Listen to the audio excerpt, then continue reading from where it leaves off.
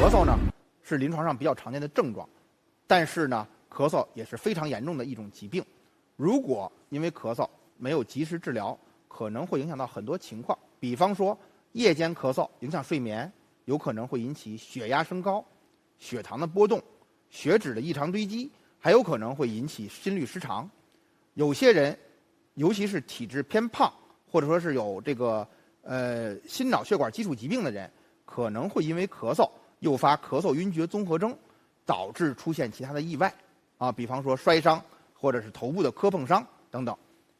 如果是身体比较瘦、比较高的人，长期剧烈的咳嗽，有可能会诱发气胸。那么这种气胸来说，在治疗上就是胸外科常见的危急重症之一。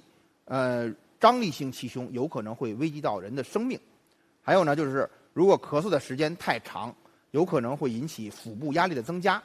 有可能会导致胃食管反流、慢性胃炎、胆汁反流性胃炎等等其他的一些消化系统的症状。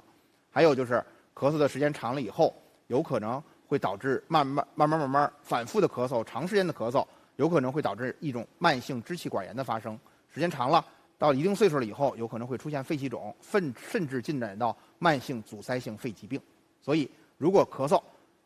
发生了以后，还是要及早治疗的。